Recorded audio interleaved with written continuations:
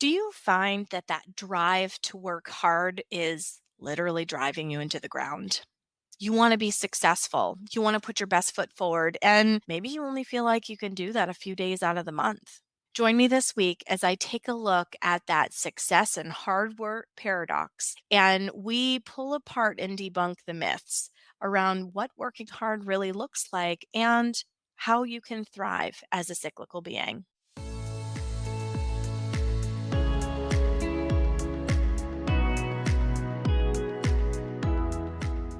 Early on in my life, I had it in my head that I had to work as hard as my male counterparts in order to be successful. I sprinted as fast as I could in the direction of my goals, brushing off all the signs of fatigue that my body was giving me. I didn't have time to stop, or so I thought. I quickly found that the pedal to the floor pace that I was working so hard to achieve just wasn't sustainable. I started getting sick a lot. My cycle was a mess, and my mental prowess was quickly disappearing. When I learned more about my cycle and how it gave me certain gifts, I was a bit skeptical at first. The idea of stopping during my bleed sounded like the opposite of achievement to me.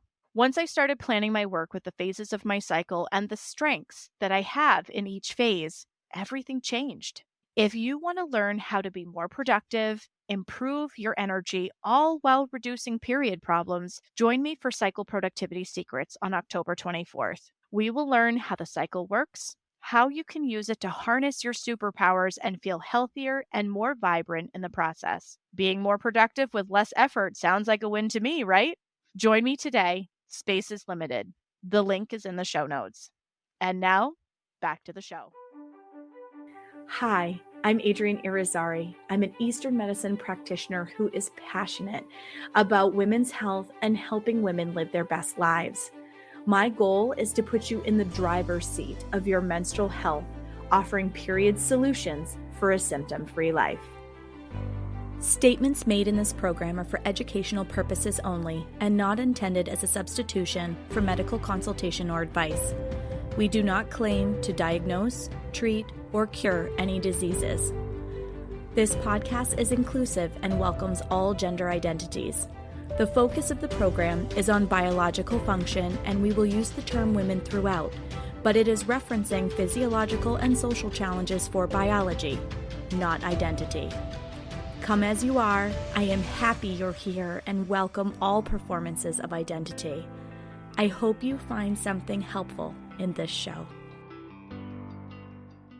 Welcome back to another episode of the Reproductive Rebel podcast. This week, we are going to be talking about the grind, the work grind. This is going to hit home for a lot of people who are part of Western culture, and I think it's a really important one to talk about. So, we have this collective misunderstanding in our culture that in order to be successful, we have to work really hard. And in a lot of cases, we also have to work like men. And, for the purposes of this conversation, I'm talking about assigned at birth, biologically male or female, okay? Not how people identify. I think that it's important to make that distinction because hormones are part of this conversation. So, when we're expected to work like men wake up every day. And because they get steady bursts of testosterone in their system, their experience with their day is pretty similar day in and day out. They wake up in the morning, feel pretty similar. The effects of sleep deprivation affect them, of course, but not in the same way that they do for women because of its effects on our hormones. And they just carry on through their day. They are able to work hard. They're able to produce consistently the same way day in and day out. And that is a really difficult standard to be held to when you are a cyclical hormonal being. So, if you have not had a chance to check out earlier episodes of the Reproductive Rebel podcast, this season we talked about what does it mean to be cyclical in episode 8 and not apologizing for being cyclical in episode 9. But now we're really going to kind of bring it all home and talk about how those expectations really do hurt us in the workplace. So, in order to be successful, and I know that in saying this, this is going to speak kind of to the heart of people who are Gen Xers, Zennials, Millennials, in that age range. But we were raised with this understanding that in order to be successful, we had to work like men, which means being in spring and summer energy all the time. We are creating, we are producing. We are creating, we are producing. We are harvesting what we have produced. And that energy is not sustainable, especially for a woman's body. Now, I could do an entire show on how it harms men's bodies too. Like, we are a very sedentary culture. We have hugely scary numbers around obesity and type 2 diabetes and circulatory issues. And for men, a lot of cardiovascular issues. I mean, yes, you see them in women too, but we have this unique place that because we bleed, it does change a little bit of the cardiovascular aspect of things, or at least for a period of our lives, it does. But that drive, go, go, go kind of culture permeates everything. And hormonally, men are more built to meet that expectation, but women really are not. So in our culture, we measure success against that go, go, go, produce, always being fruitful kind of culture. And it's literally killing us. One thing that I'm really, really passionate about, and I have this course called Cycle Productivity Secrets because I am this person. I was this person, not now, but I was this person. I spent the better part of my 20s trying to prove that I was equally could do everything a man could do and then some. And you know what? I could, but I wasn't doing it in a way that was honoring my body at all. And the harder I worked, the sicker I got. And I didn't see the correlation at the time. So by the time I was 26 years old, I had had a heart attack on birth control due to the birth control. But I really do attribute some of the issues that I was having from a circulatory perspective and other things, digestive, you name it, to the fact that I was pushing my body beyond its hormonal limits. Now, can we work hard? Yes, absolutely. But our energy ebbs and flows because we have more hormones in the choir of what governs our body and helps it do all the things that it's supposed to do. So, all of the players in the women's hormonal profile are follicular stimulating hormone or FSH, luteinizing hormone or LH, progesterone, estrogen, and testosterone. And they're all at varying levels at different times all throughout our 28 to 30-day menstrual cycle. I know that there are some exceptions to this when we're talking about birth control. I recognize that there's a large number of you on birth control that are probably listening to this podcast, and that is fine. A lot of this is still applicable to you. But because we have all of these ebbs and flows in our hormones, we don't get them as much with birth control, but we have disruption in our hormones with birth control. So a lot of these principles still apply. We can't be in that spring and summer energy all the time because our bodies just aren't built for that. When we're in our summer phase or right near ovulation in our cycle, we can multitask like a boss. We are oozing with energy and charisma, and our stamina is better. And we can do all kinds of peak workout stuff. And like our bodies are just built for like maximum performance. But as we get closer to our bleed and our body is preparing for this really big thing to happen in our system, it pulls back the reins a little bit because it goes, hey, like I need energy to do this thing over here. And yet, when we work in a culture where we are expected to be in spring and summer energy and we are told that we're not working hard enough if we're not showing up in that way every single day, there's a lot of really unhealthy things that spin out of that. We could do a whole episode and maybe I'll have a professional come on and we'll talk about the mental health side of that because the inner critic gets really loud and starts telling us that we're a failure. We're not doing enough. We're lazy. Does any of that hit home for you? I know it does for me. Just having those words come out of my mouth, I can feel in my body just how true that little inner critic sounds. Because I was raised in a French Catholic family where you were just expected to work hard. Working hard was part of your cultural identity, and it is for a lot of people. But what we start to miss, and what really is a key to success, both with minimizing our period symptoms, but really being healthy into older age, is the fact that our body is essentially inviting us around our bleed to slow down every month. And we ignore all of those signs. So it's kind of like swimming upriver against the current. The current is pushing really strong in one direction and you're trying to swim against it. You get tired. You can't keep up with it. The water just keeps coming. If you turn your body around and you keep swimming with the same gusto, but you are swimming with the current, you're going to go 4 times further faster with a lot less effort. That's what working with your cycle looks like in a woman's body. I created a course called Cycle Productivity Secrets because I hit burnout really hard when I was in my 20s and early 30s. I never was formally diagnosed with adrenal fatigue, but looking back at it, there's no doubt in my mind that's what was going on. I was far more tired than a young woman should be because I am a motivated, productive, intelligent woman who wanted to prove that she was equally as smart and productive and capable as her male counterparts were. And in doing that, drove myself to work harder than my body was really capable of showing up for. And when it screamed at me for rest, I screamed back and told it to sit down and shut up, like so many of us do, because I just wanted to be successful. I had an employer just before I started going into practice for myself. I was working almost 70 hours a week.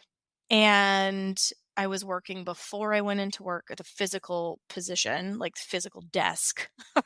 I was working at home before I went into my desk.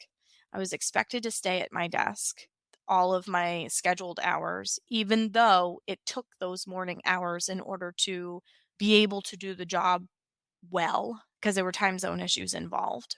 And I got to a point where I had an 18 to 22-day cycle. I was bleeding seemingly all the time. I would bleed for 2 weeks, I would get a little bit of a reprieve, and then it would start all over again. I was exhausted.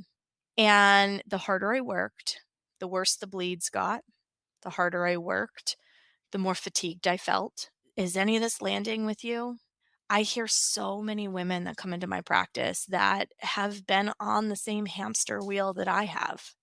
And their bodies are showing up and literally clanging a cowbell and screaming at them to slow down. And for the love of God, can you give me the right things in terms of food? Because sometimes when we're working like that, we're not even feeding ourselves properly. We're just go, go, go. And we forget that we didn't eat. I was so guilty of that. And my body told me, hey, this is not sustainable. And we're on the brink of burnout. And I hit that point where I knew that burnout was coming, and I created a plan because, right, you can't just complain to your employer. You have to present them with options, like solutions to the problem. I thought I was being proactive as an employee and somebody who had been a department director at 26 years old, right? I worked really hard to get there and I was in a managerial role. And I'm like, okay, I'm going to create a proactive solution to this problem, but this is a problem and I need somebody above me to help get me the resources and support that I need. I presented my proposal. If we have the resources and I justified the numbers for another person based on what my job was influencing in terms of the bottom line, we could justify another person. And I said, if we're able to get another person, here's what I would give them for duties. This is what can come off of my plate. Here's what it will free me up to do to be able to work maybe 50 hours instead of 70. That's like a part-time person. That's almost a full-time person. If you think that a full-time work week's supposed to be 40 hours, like I created a solution and I said, listen, if we don't have the ability to hire another person for whatever reason, if we were to redistribute some of this or this within the team, it would free me up to do this, this, and this. And I'm still going to be working a lot of hours, but I'm not going to have to work quite as many. And can we maybe look at adjusting my assigned at desk hours so that I can best serve the people I'm trying to serve? And the moral that came out of that meeting, or the story that came out of that meeting, was I wasn't working hard enough and that there were performance issues on my end. Instead of looking at the fact that I was literally doing almost 2 full-time people's worth of work, just trying to prove that I'm as capable as everyone else and I can do everything that my male counterparts can do. And then I'm worth being paid the same amount as my male counterparts. And being told that I wasn't working hard enough shattered my soul. So it hit that identity core. But then I got really angry to think that my body was falling apart and I had two choices. I could run myself into the ground and then not be able to perform the duties of the job at all, or leave because they made it very clear that I wasn't going to get the support that I was looking for. And that was heartbreaking because I liked my job. I liked what I did. I look back at it now and I realize that it was the crisis that my body needed in order to move me into the work that I'm doing now, and why you're all sitting here listening to this episode today. But I think that it's really important to share that part of the story because many of us find ourselves in this position where we're tired and we're working hard and we get to our period and we're not articulate. We get to our period and we're fatigued. We cannot perform the job at the same level. It doesn't mean that we suck as an employee. It doesn't mean that we're not working hard. We're just working within the capacity of what our body can handle in that moment. But give me 5 or 6 days and my capacity grows immensely. So, Cycle Productivity Secrets is my way of sharing with you that you're not crazy. There is a smarter way to work. You don't have to be a victim of the system. And I hate to use the V word, but really, that's how it feels to a lot of us. We are cyclical beings, and at every turn, if you didn't catch the episode about menstrual normativity, which is talking about how we have essentially had this cultural narrative created by the Western medical model and the menstrual health industry about our bleeding bodies, and has fostered a lot of shame around being bleeding bodies. If you're interested in that episode, it's episode 38. But let's take that a step further, and we're going to deepen that shame factor because being a bleeding body makes us less successful and less productive as an employee. I call bullshit. But the thing that is really important to understand is that as a cyclical being, if you learn how to work with your cycle, remember swimming with the current instead of against it, you're going to be just as successful, if not more so. You're going to have more joy in your life. You're going to have fewer period problems. You're going to be more productive at work because each of the phases of your cycle gives you gifts. Certain phases of your cycle, you're built for planning tasks. Some phases of your cycle, you are very extroverted and you have a lot of energy. And so, networking and presenting and podcast episodes and teaching courses and all of those things, your body is wired for it at that point in time. So, learning what tasks are going to work the best in different phases of your cycle and learning how to track your cycle in a really meaningful way, knowing all of the phases, why they are where they are, what they are doing. You're able to meet your body with your work plan. I know that's a little bit harder when you work for a W 2 employee. I respect that. However, there are little things like you take your lunch break and maybe you go out to your car and you take a 20-minute nap on your bleeding days. You're going to feel more refreshed, or maybe you do yoga nidra in your car on your lunch break. You're going to feel more refreshed when you go in to the office in the afternoon, and makes it so that you have more stamina for the afternoon. Maybe you dress yourself a little warmer on the days that you know that you are on your period when you go into the office. And maybe you can avoid sitting underneath the air conditioner all day. Like little tiny things like that. If you know what it is that your body needs, you have immense power to be able to change your conditions a little bit, even a little bit makes a huge impact. But when you are able to plan your work, maybe you're scheduling a meeting and it's with the board of directors and you know that you have to give a big presentation. Try to advocate for a date that is closer to ovulation because you're going to be the best version of yourself. That's really what this comes down to. Is it has nothing to do with whether we are equally capable as our male counterparts. It has everything to do with capitalizing on the gifts that our body gives us in each phase. So maybe it just means that our work plan is not the same day in and day out. It looks a little different, but all the same things get done. So, for example, I'm recording a podcast episode right now. Where do you think I am in my cycle?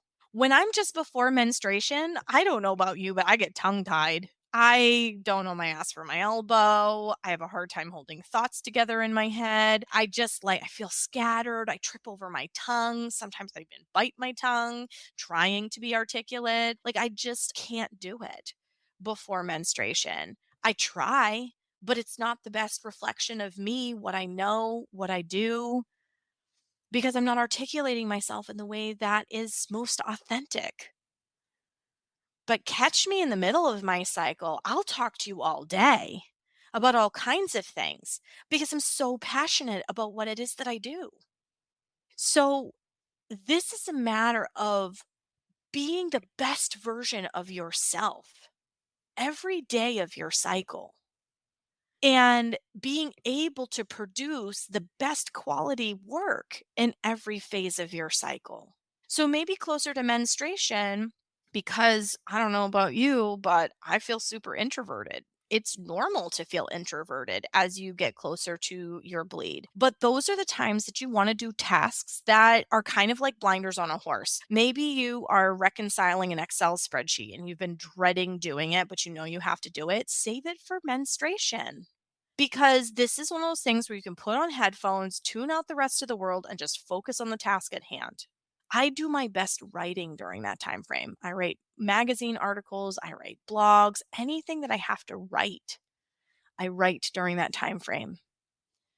When I have to do strategic planning of any sort, I do it in the luteal phase. My brain is wired for that. When you are, maybe this isn't even like in a workplace setting, but at home, maybe you've been talking to your spouse about the fact that you want to go on this big trip with your family and it's going to require some logistical planning and some budgeting. And can we make the money work? That's the kind of task that you sit down and you create your Excel spreadsheet of this is what all the costs are going to look like to see if we can schedule it. And then let's look at your calendar and my calendar to see a time where we're not going to have any work conflicts. That is the type of task you do during the luteal phase. Your whole life is still getting done. It's just not being done in a linear way. Men work and think in a linear way, point A to point B. My master's is in communication, and one of the things that really struck me is how linear processing men are. Women are verbal, and we see the color and the depth in all kinds of things. And it's the reason why romance novels strike such a chord for a female audience because they're written in this very colorful, rich kind of way that lights up all of the language sensors in our brain. So when we're looking at work, it is not that one gender is superior or inferior. It's the fact that being a cyclical being, we have to plan our work differently. And I actually do some of my work planning for the next month in my luteal phase because I know where my period started. I have a pretty good idea of when it's going to come. I'll go into my calendar and I will put period week in my schedule so that I know that is not a week to overbook myself. And when my amazing, I don't even want to call her an administrative assistant. Honestly, she's a master of the universe. I would be sunk without her. She's incredible. When she goes into my schedule, if she's trying to help me reschedule someone while I'm with people, she will see that note, it's period week, and she knows that I do not have the energy for more than a certain number of people and a certain number of hours in my workday because I just can't show up the way that I want to. I want every person that comes in to do work with me to feel all of my energy and love for them, for the work that I do, the work we're doing together, the enthusiasm for what it is that we're co creating together. And I can't do that if I can't show up as my best version of myself. So, the one thing I would love for you to take out of this episode is that it's okay to be tired sometimes. It is okay to rest. That your waking state is going to feel and look different every single day of your menstrual month because your hormones are always changing, and that's okay. You need a little more sleep than the average bear. That's okay. There's nothing about any of that that should make you feel shame, make you feel inferior. It really is just a testament to the fact that your body needs different things than testosterone driven bodies do. And that's okay. I have been so much more successful as a professional since I figured that out. And it's one of the reasons why I created Cycle Productivity Secrets, because I am so passionate about helping women not feel like they're failing all the time, like they're tired all the time, that they keep having these period problems, pain, headaches, bloating, all of these things that distract their quality of life, that disrupt their quality of life. When a lot of that can be solved with little tiny lifestyle changes, you would be absolutely amazed at how those little changes make such a profound impact. You have all the tools within you to live your best life. It has become my life's work because I have had all of the period problems, all of the infertility problems. I've literally walked all of the problems that women walk through the door and say, "Can you please help me?" And I started doing this work to become that resource for people where they started looking for answers and they couldn't find them anywhere. So, courses like Cycle Productivity Secrets and coming into Second Spring and, anything that I create in this practice is to help empower you with knowledge and the skills that you need, diet, lifestyle, spiritual practice, all of these things to bring your body into right relationships with itself. Because people who live long and happy, healthy lives have really good diets. They have some sort of a spiritual practice. They have a healthy community that surrounds them and supports them. And they have movement. And so those core tenets is what I build a lot of my work around because the whole goal is for you to thrive. And when we try to work against literally the flow of our cycle, and again, definitely check out the cyclical being episodes because if you don't understand what it means to be a cyclical being, that's a really great place to start. And I had several episodes after that that take you through like a high level what those different stages are in your cycle. So definitely go back and check that out. All free resources to you. Empower yourself with information because then you can make informed decisions and you can critically think about what it is that feels good to you. what feels aligned to you. You know, there's so many women that come in and they're like, my doctor told me this thing, but like I left the office and I just couldn't shake the feeling that that wasn't the right decision for me, or that that didn't feel aligned for me, or that there was more to it than what they told me. That intuitive feeling is what led me to this work through all of my own struggles as I came through the early stages of my reproductive years.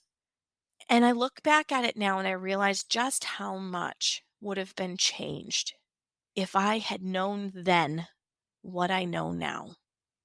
So join me on this journey. Keep listening, subscribe, share this podcast with people because we deserve to know this kind of stuff.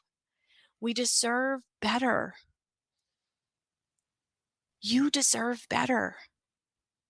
And you can have all of that when you know how to properly take care of your body. Work is a really big part of our lives. I mean, just think about the pandemic and how many women ended up being the one shouldering the burden of being at home, willingly or unwillingly.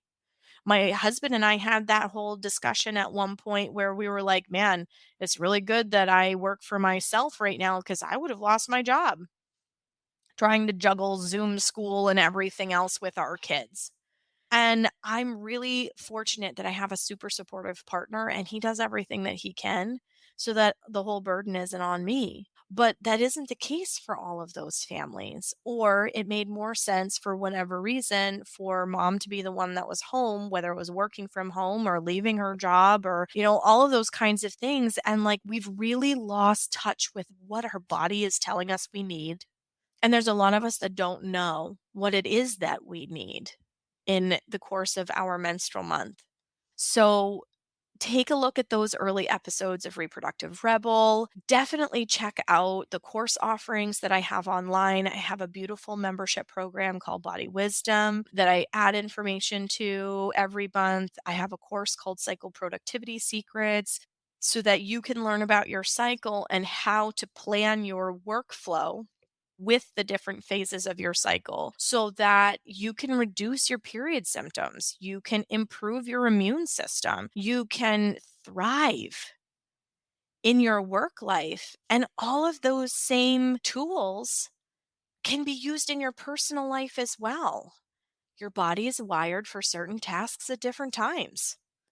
That puts so much power back into your hands.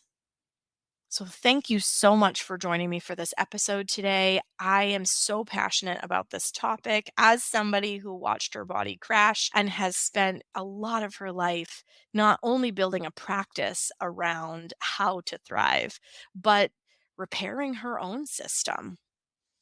Because I live in this model with you, I worked in this model with you. And now I'm working with the flow of my cycle and not against it. And in my early 40s, I'm healthier than I've ever been in my whole life. But it's because I learned how to do this. And you can too. Thank you for joining me for another episode of Reproductive Rebel. Reproductive Rebel is recorded by certified peri-steam hydrotherapist, herbalist, sound healer, and Chinese nutritional therapist Adrienne Irizarry of Moon Essence LLC. If you are interested in setting up an appointment with Adrienne for one-on-one support, ordering from our store, or checking out our course offerings, visit our website at moonessence.life. Be sure to subscribe to our newsletter to get insider information on upcoming events and offerings. Join the conversation. Like us and follow Moon Essence Me on Instagram, Facebook, Twitter, or LinkedIn. Your voices make this program possible. Thank you all for your continued support.